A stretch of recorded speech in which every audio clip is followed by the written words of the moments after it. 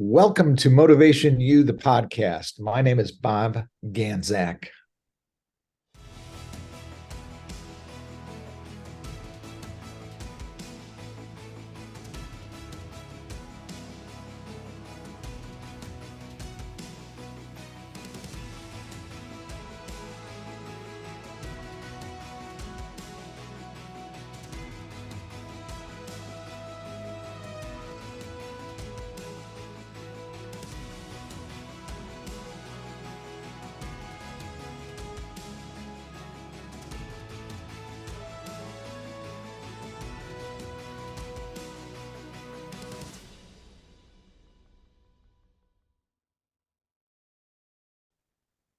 Welcome to Motivation U, the podcast. Again, my name is Bob Ganzak. We come to you every week live from Spurrier's Gridiron Grill at Celebration Point inside the coach's podcast room.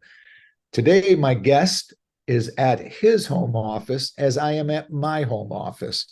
But Zach, our producer, is right there in the coach's podcast room at Spurrier's Gridiron Grill, manning the controls and bringing us live to you. So my guest today from Dale Carnegie Training, welcome Matt Thompson. Good morning, Matt.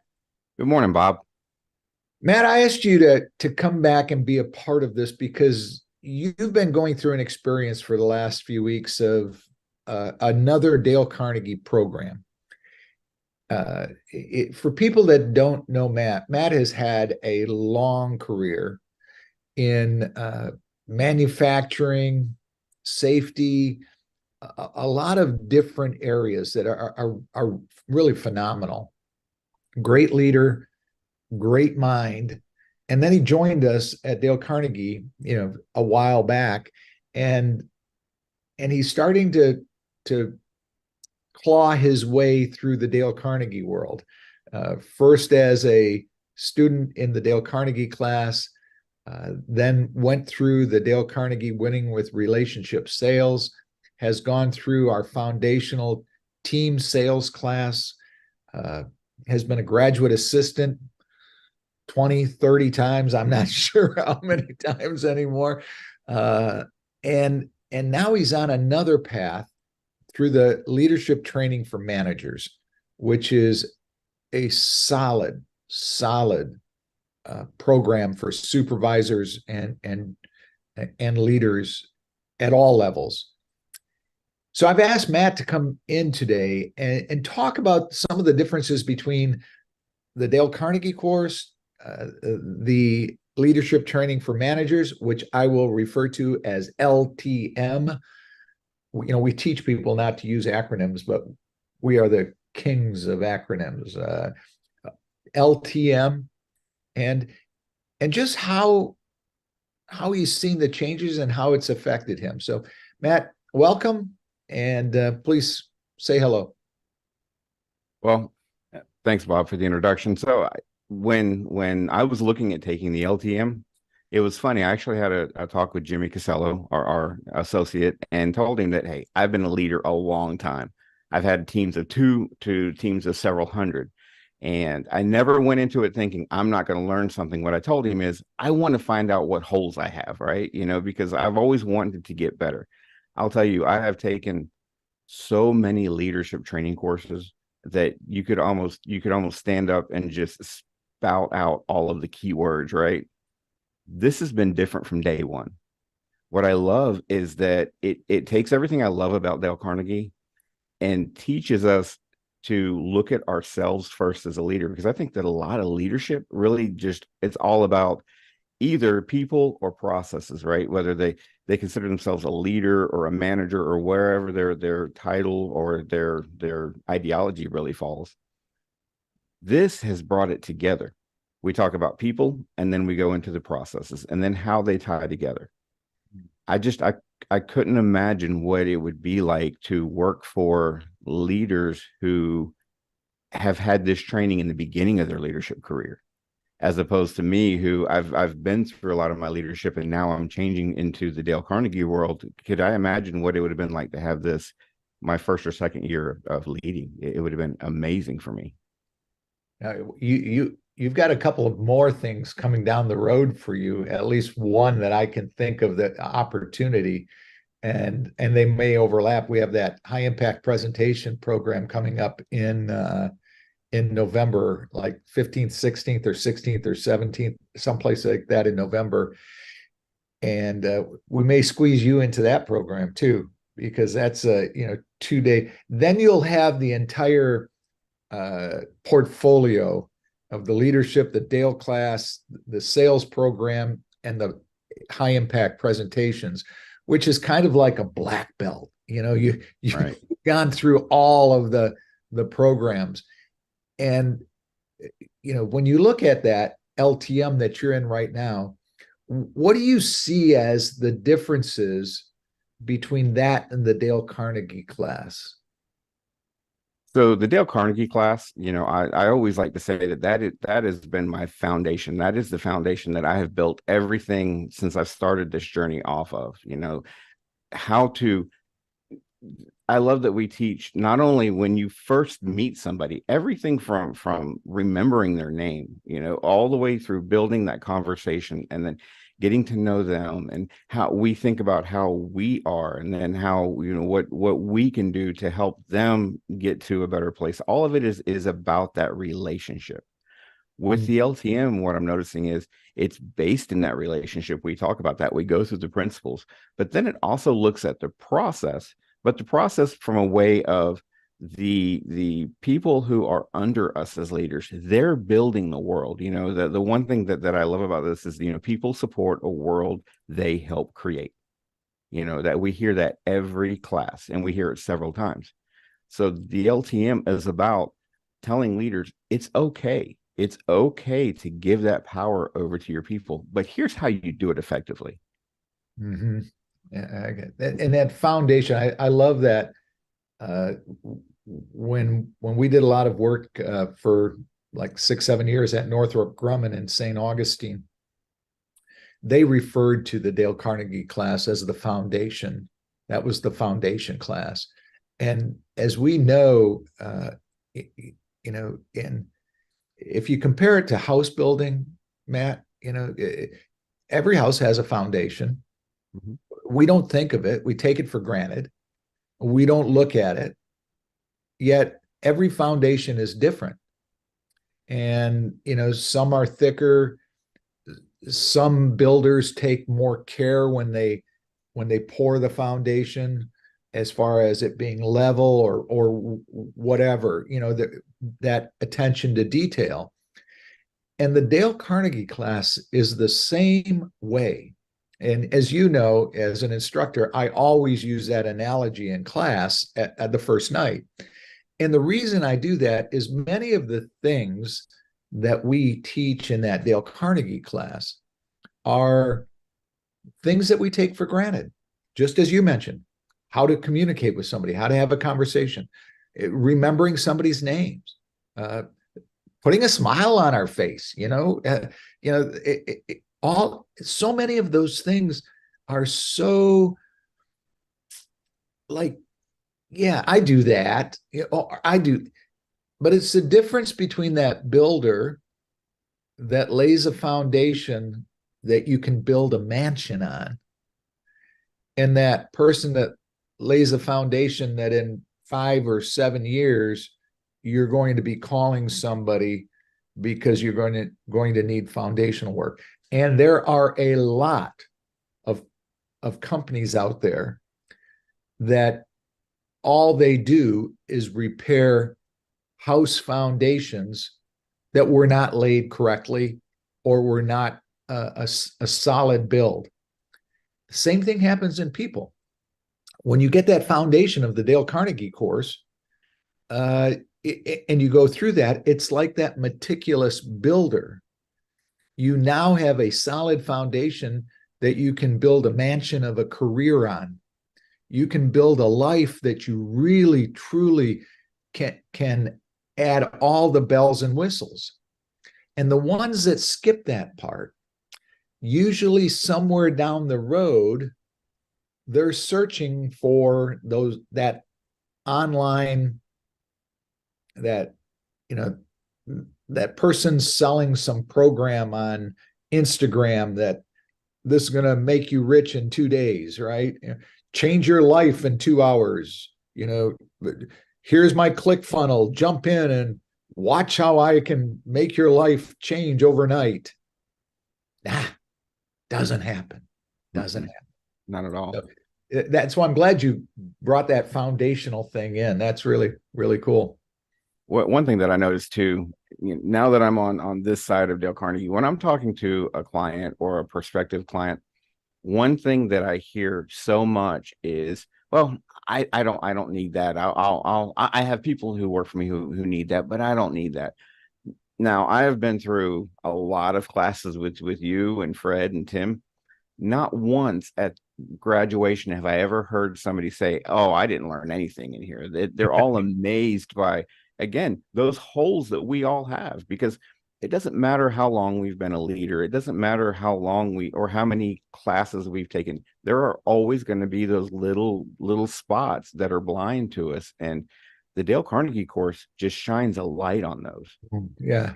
And it's not us in the back of the room, and it's not you guys in the front of the room. It's the people in the room working together that really just shine those lights on each other. And it's amazing. I love being a GA because, from the first class to the last class, just the transformation is amazing. I love watching it every time. And there's not one time that I went, "Oh, I wish they would have transformed a little more." No, it blows me away every time. I always say that, look, I'm just a conduit of Mr. Carnegie's work, the book, the things that Dale Carnegie and Associates have built over the last 111 years, to the person, to the company. That's all I am, is that conduit. And nothing more important, nothing less important, just the delivery system. But you and I are involved in a class in Gainesville, which graduates this upcoming Thursday. Right now, a week from today, they graduate. That was really tough. We had a lot of people in that room that didn't want to be there. Right. And a lot of people that were fighting the class, that were outspoken and talked down about it in front of other people, and I don't need this, and I don't want this. And I'll be honest, it's one of the tougher classes that I've ever taught. But we are trained that's another point of Dale Carnegie and Associates and Dale Carnegie training, is that all of our instructors are highly trained to be in that room for situations like we have encountered in this one. The amazing thing to me was Tuesday night. The solid group that they have become, the 180-degree changes in attitudes in some of those individuals. I mean, 14 for 14. There's 14 people where there were missing a couple of people in the class the other night, but people that were gung-ho from day one. But the individuals that were there the other night, 100% of them were so focused, excited, enthusiastic, and sincere in their deliveries and everything. So when you talk about transformation, it was fun to watch this group totally change. It was. What I loved was the one person in there who was vocal about, I don't get inspired. Oh, And yeah. that's the person who won the outstanding award for the inspirational talk. Yeah. So that person inspired everybody in that room, and it was just eye opening. It was eye opening to me, and I know it was eye opening to them. Mhm. So, And yeah, that to me was that I think every person in that room registered when he said that. And then 5 minutes later, he wins the award. right, But the thing about that was he could not find a talk to give on inspiration, because so many times what we do in in in any of the talks we give, and you and I have talked about this before, we talked about it the other night, is we're searching for the right talk instead of, as my instructor way back in 1991, Linda Ketterer taught me, give the talk you should give. Give that talk that you should give, not the one that you think's going to win you an award or you. And he reached in and talked about his wife, right, and as he even said, it's something that I should tell her more often. How proud he is of her, and what she accomplished. And although it was an extremely uplifting, positive, inspiring talk, I mean, I had tears in my eyes when he was telling us the story. I mean, it right. was it was absolutely wonderful. So, just helping people search their soul, their heart, their mind, their core, to communicate the right things is part of the challenge. Absolutely. Every week I have somebody who calls, texts, or emails me and says, I don't know what to talk about. And just within a couple minutes of talking to them, oh, I got it. I know what I'm going to talk about now. Sometimes we just need somebody else to look at our lives and say, okay, look at how inspirational was that, So I love that part of what I do as a GA, to be able to interact with them. And you and Doreen and Jose in the back of the room, and Hartley when she comes back to us from Koss Olinger, you all are, you mean so much to the class. You mean a lot to the instructor, whoever the instructor is. That graduate assistant means a lot.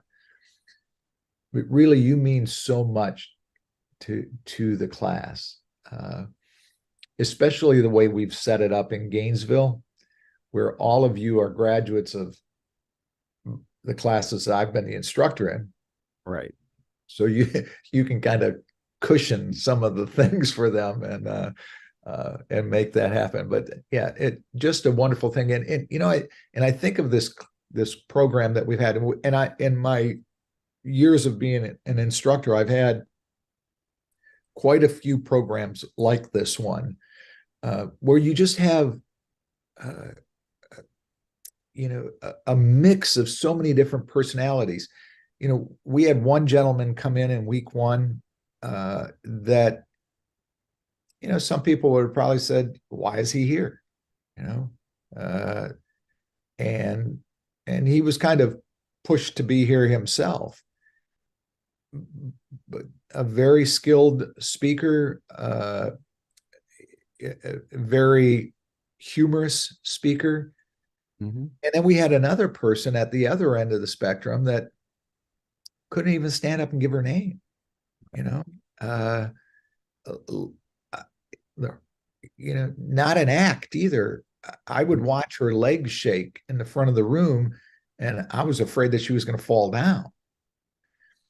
And what they've both discovered is something inside of themselves that they can tap into. The one individual, he has polished his skills, become a more, I don't want to use the word humble, because I'm not saying he was not humble, but his delivery is much more professional, polished. Polished is the word I guess I would look at. And also the way he looks at other humans now, he a little different in that area.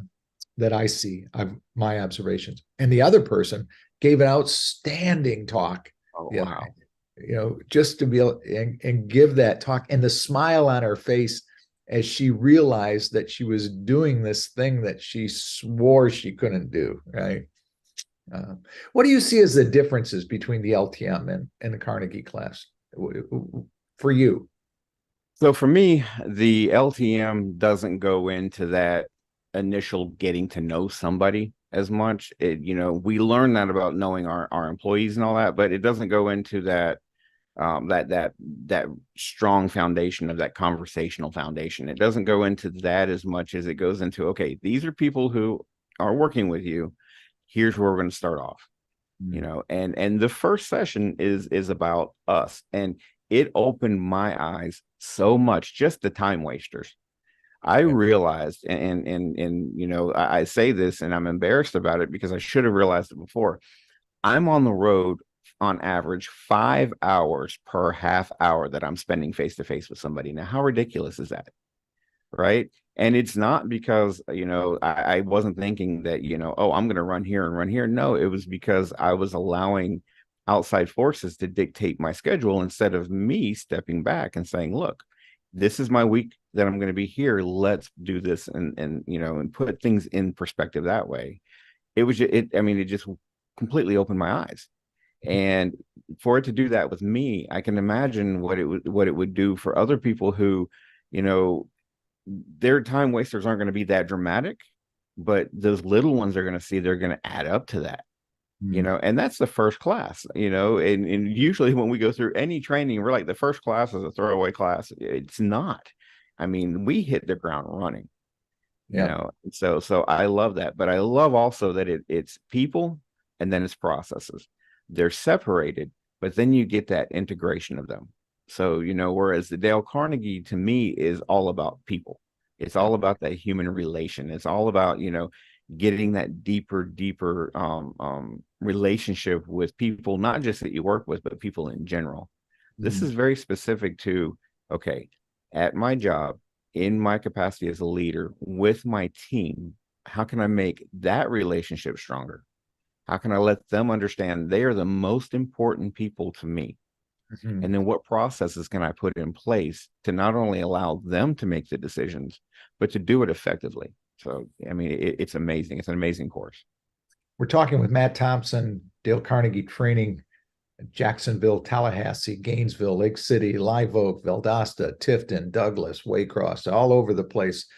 Uh, and and we're really talking about the leadership training for managers and the Dale Carnegie course and some of the differences.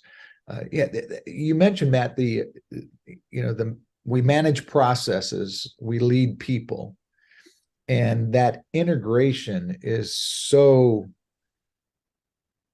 important. As you get into innovation, I want to jump back. I want to jump back to that time wasters that you were talking about. What are some of the things that you found were wasting your time? So, a lot of them have to do with me doing what I'm strong at and then trying to push off what I need a little more improvement in. So, I do a lot of the operational tactical stuff that needs to be done, but maybe can be done at a more opportune time. All right.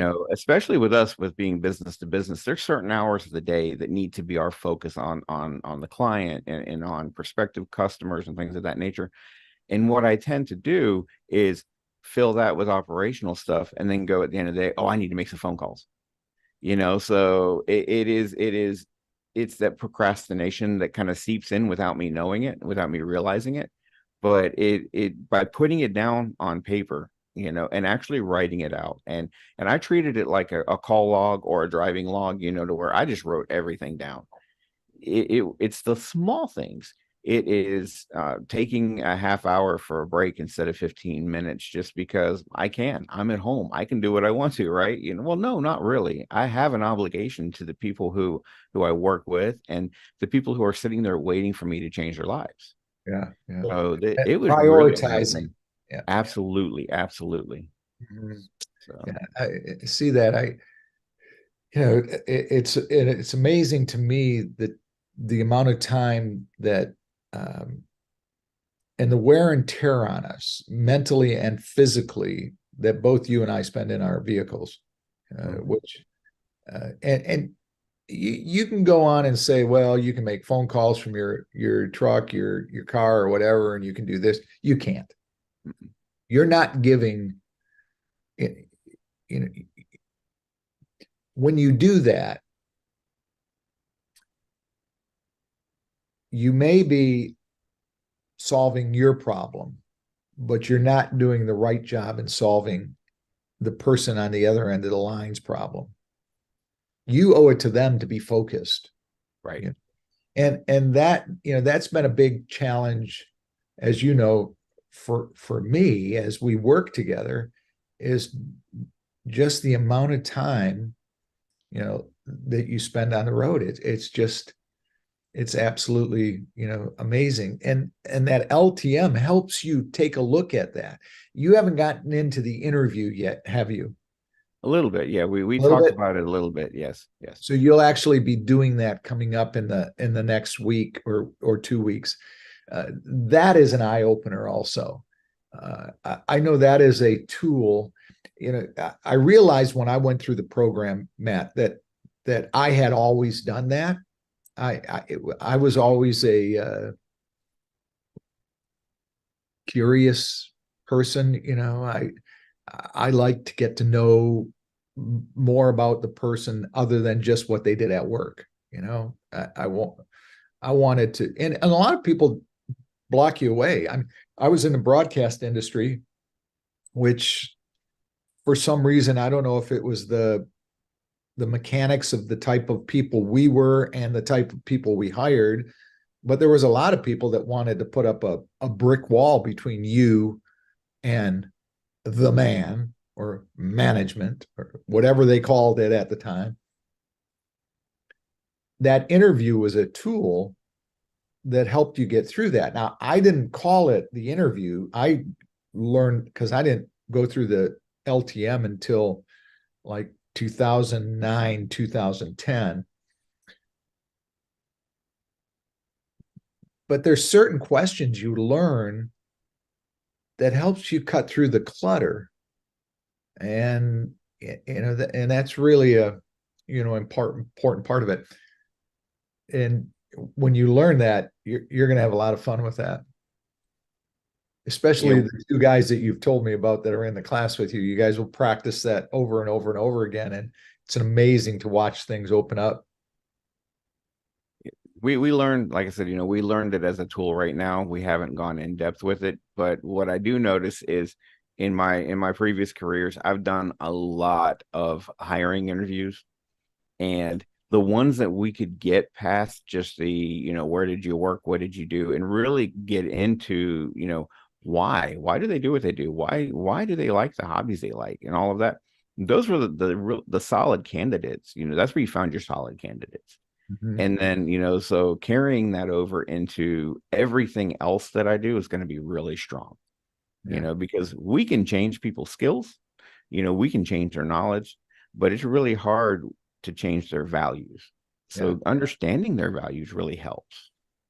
It's funny because I've shared with you my quadrant of interviewing people. The four things that, and I started out of necessity. I didn't have any book that told me how to interview somebody, and all of a sudden, my boss said, we want you to interview people there. It wasn't just in the sales staff too. He would have me sit in on other interviews, and I got sick of the question, "Where do you see yourself in 5 years?" I know. Oh my goodness! We were hiring kids right out of college, and where do you see? You know, I was married with a child, and I'm thinking to myself, I have no clue where I'm going to be in 5 years. How does this person walking out of Michigan State going to know where they're going to be in 5 years? I mean, I was like incredulous about that. But there was things I wanted to know how they felt about themselves. I wanted to know, you know, how they got along with other people. I want to know if they had the skill to do the work that they were coming in to do. And the fourth thing is I wanted to know what their passion was. What was their purpose in life? What did they want? And so when I learned the interview, I was like, wow, this is pretty cool. Yeah, I've been doing a variety of that, but it helped me really make that stronger. Matt, we're going to take a quick break here. And when we come back, I want to go into some questioning. So I want you to start thinking over the next 3 or 4 minutes. Like, if people in your past that you worked with or worked for would have been exposed to the Dale Carnegie class or the leadership training for managers, what would you have projected a change in their career have been? So I want you to think about that. Okay. This is Motivation U, the podcast, coming to you live from Spurrier's Gridiron Grill at Celebration Point. We'll be right back.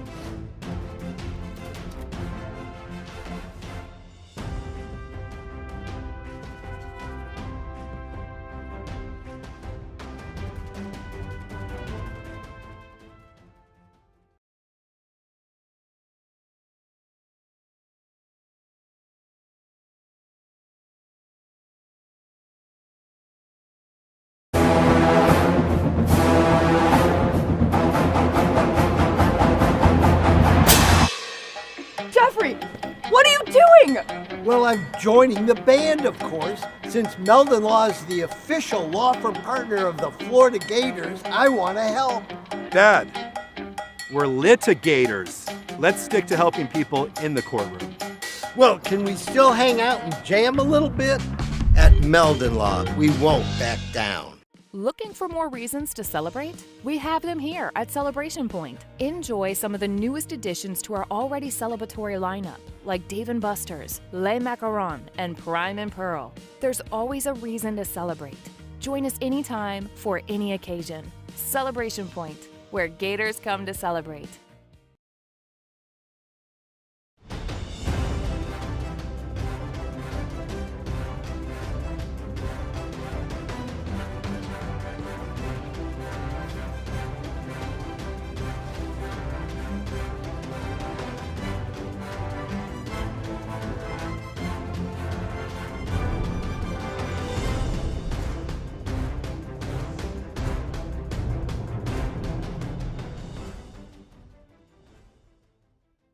Thursday, November the 16th, come celebrate the release of our Spurrier's Gridiron Grill Lugo's Risky Rum. This exclusive release features a special spread of our farm-to-table food, rum cocktails, raffles, and a meet and greet with me. Each ticket includes a bottle of Spurrier's Single Barrel Select Risky Rum.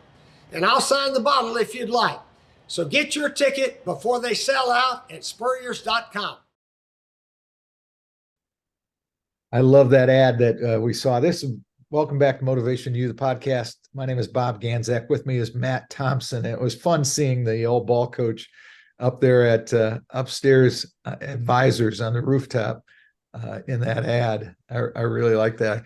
I almost as a backdrop to here, I've got a picture of that exact where he was standing, and I was going to drop that in as my backdrop.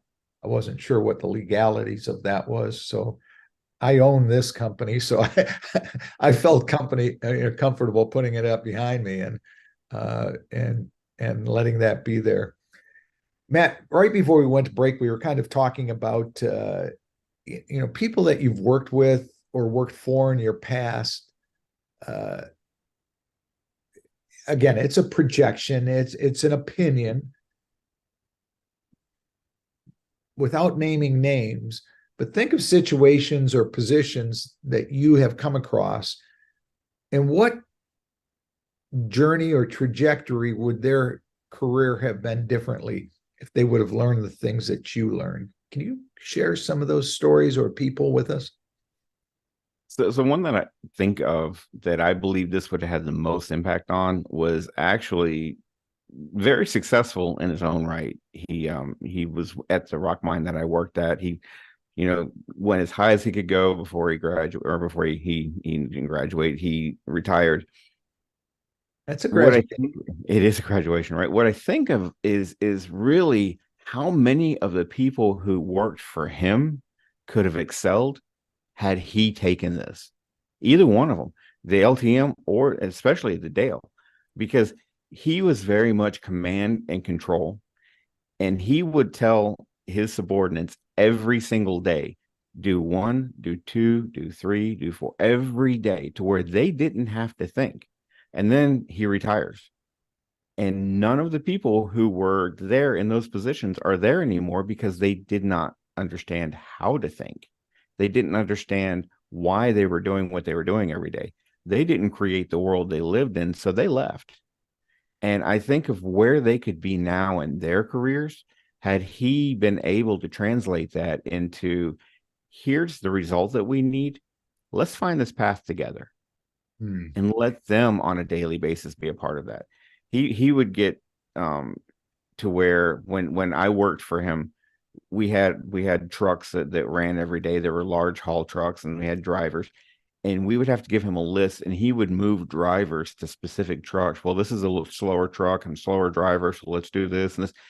And he did not appreciate the fact that I knew what he was doing. So when I would go to give him my stuff, he didn't have to worry about it, but he didn't appreciate it because he wanted to worry about it, And I think, wow, if he would have went through the LTM, and if he would have been one of those, people who was the facilitator of his world instead of the creator of it, I can't imagine where some of these people would have been, because they are amazing people, very intelligent, very good at what they do.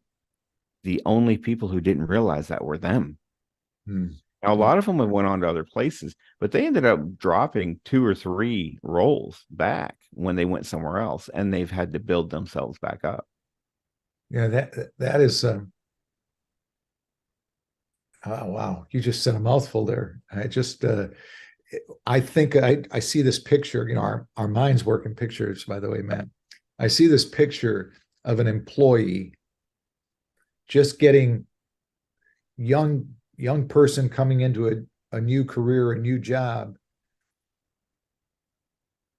and getting teamed up with the wrong supervisor.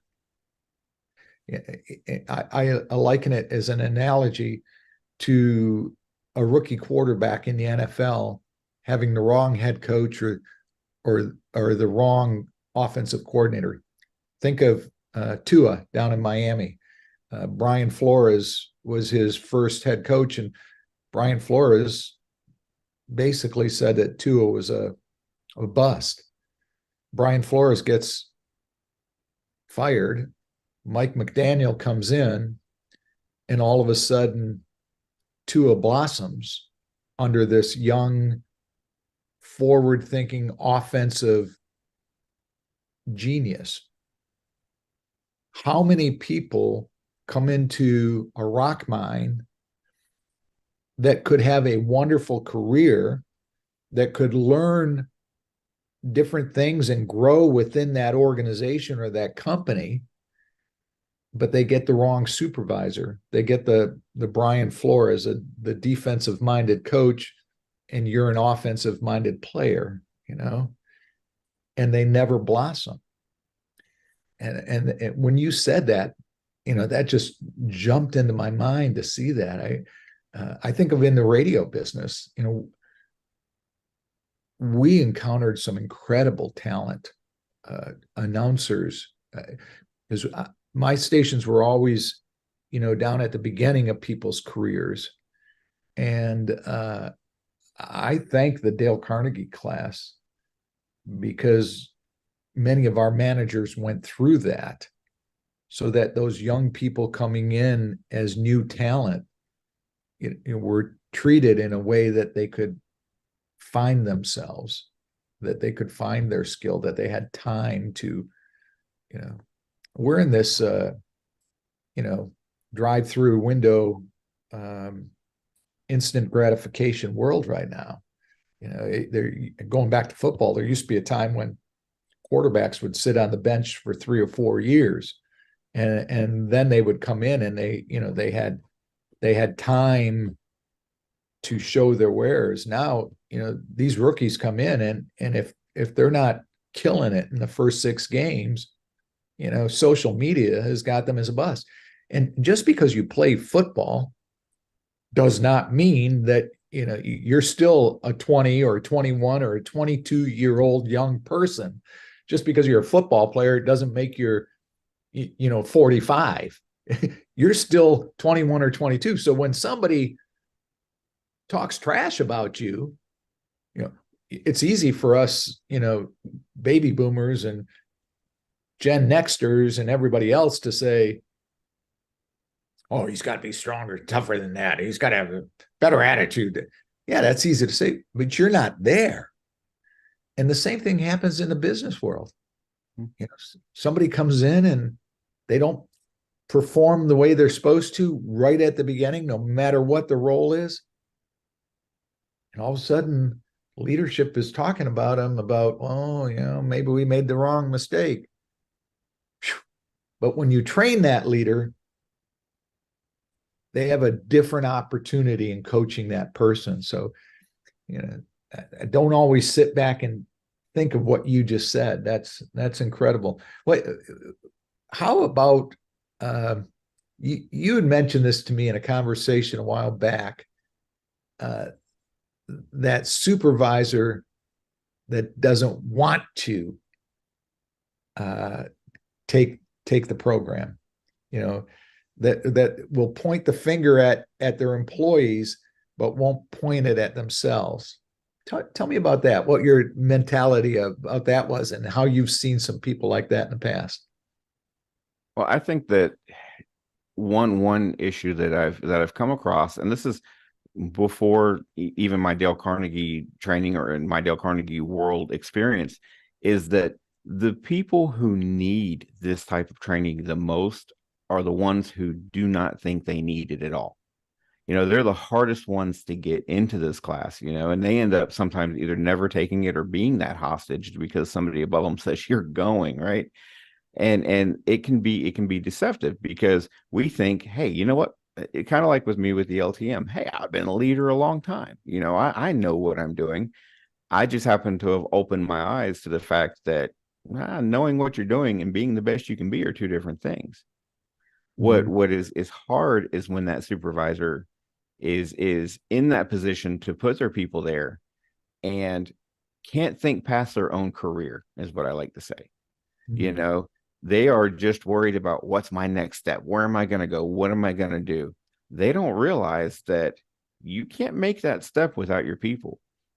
Just as we pull people up as we go up, they're pushing on us. If you don't have your people loving you and pushing you up, you're never going to go anywhere. And they're the people who are stagnant, who feel that I should have been this or I should have been that. The truth is that we are the facilitators of our own lives. Our lives are a culmination of the decisions we make, and we say that in our personal lives all the time, but it's that way in our careers also. It is. So the other part of this too, what can really be deceptive are the nice guys that I like to call them, or the nice people, those nice bosses, because a nice, good person does not always make a good leader. And the person that I was talking about before was a phenomenal person outside of those gates. Very generous, would give anybody anything, got inside those gates, and just that complex of, we used to say the only one that didn't know that he was the boss was him. So he had to prove it every day, right? It's insecurity. Yep. So when we can get past our own insecurities, when we can get past the fact that we're worried about our career and start worrying about the people who work for us, start lifting them up, there's nowhere we can go but up. And the way to do that is to learn those foundations of good relationships, learn those foundations of becoming a facilitator instead of a creator. And man, I cannot imagine where people can go in their careers. when you were saying that, you remind me of a story that I met in one of my classes, a lady whose husband was career military, and he often went out on deployments, very often, and they were long deployments also. And they had kids, and every time they would go on a deployment, he would go on deployment when he would go overseas. They'd go to the store and they would buy like 1,000-piece puzzle. And he would take one of the pieces of the puzzle and put it in his pocket and take it with him and carried with him every single day. Everywhere he went, that piece of puzzle went with him. And the family, while he was gone, would put together the puzzle. And the puzzle wasn't complete until Dad came home and put that final piece in the puzzle. That's kind of, to me, what you're saying about the leader. When the leader is a piece of the puzzle, that's important, and how do you become a piece of the puzzle? We want to tell people to put the puzzle together, but the leader is a part of the piece of that puzzle. And that's what the people, they want, they want that. And the unfortunate thing is, Matt, and, I've seen leadership for many years now, over 50 years. The unfortunate thing is you can't blame that person, man or woman, because that's the way they were treated. And that's in many instances, the only example of leadership that they've ever had. And because of the insecurity, a Bob or a Matt or a Jimmy walks into their office and says, hey, we can make a shift here for you. You can have a performance change. We're going to have an emotional change, behavioral change. It equals a performance change. You're going to have a performance shift in your team when you invest in this program. But because of that insecurity, they say no. One is they might lose control, they think. Two is they might have to take the class themselves. And I'm going to have to stand up in front of a group of 30 or 25 or 35 or 15 people. I can't do that. I don't want to do that. So they say no. And they keep on shooting themselves in the foot.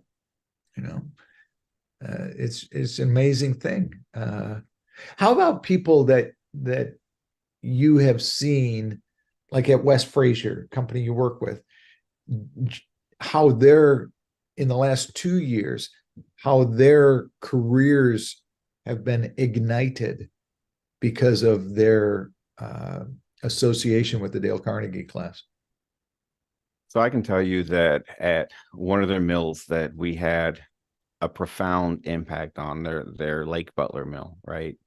The general manager who took the class, who was the highest achievement award winner, who took the class independent of most of his people.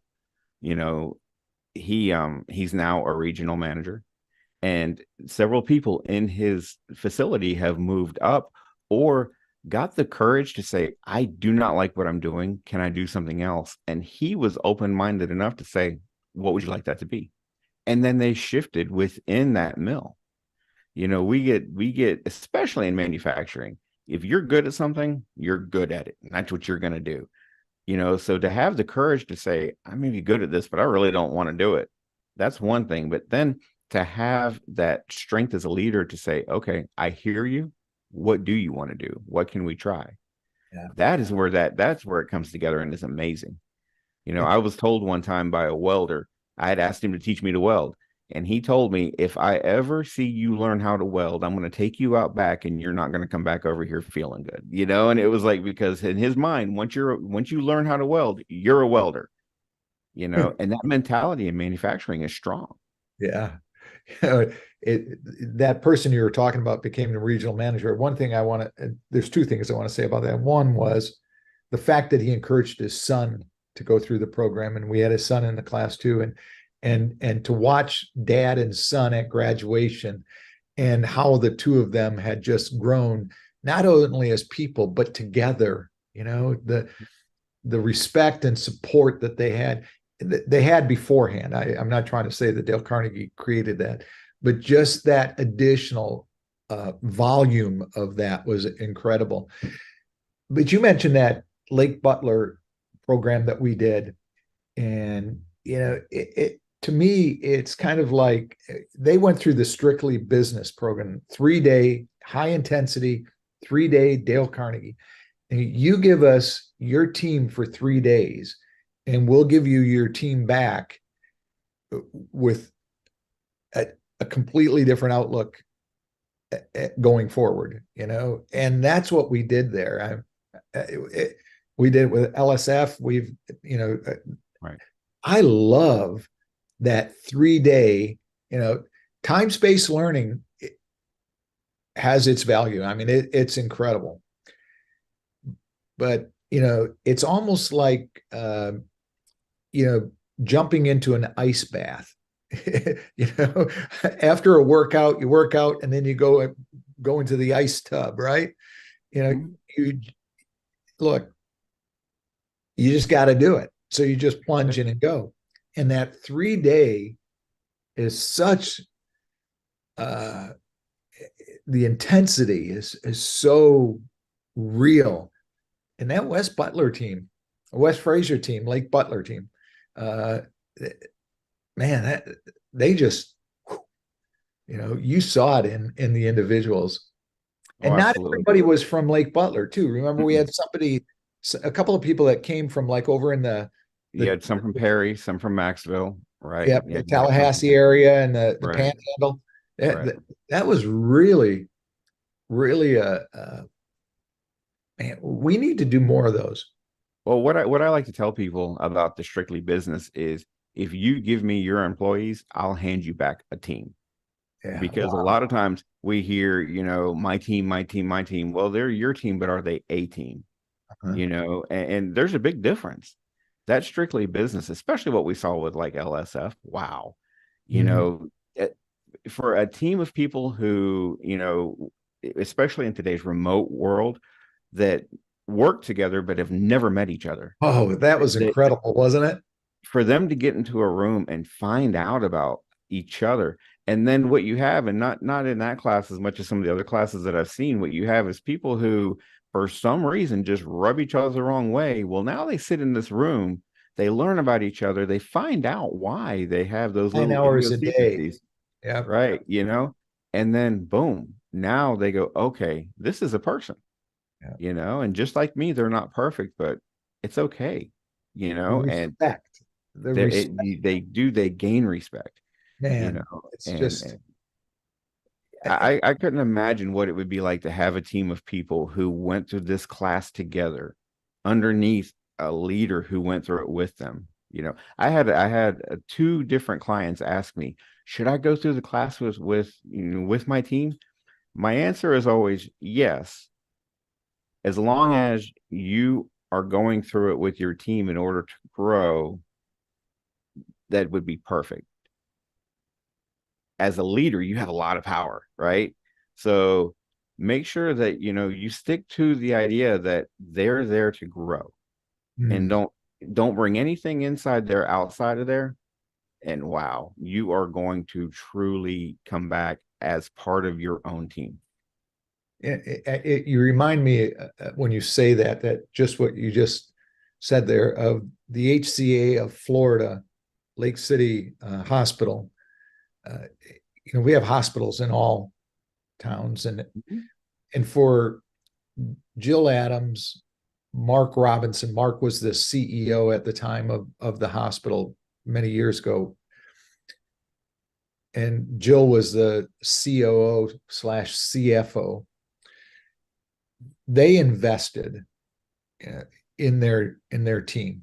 I mean, 40 of their top leadership went through the program.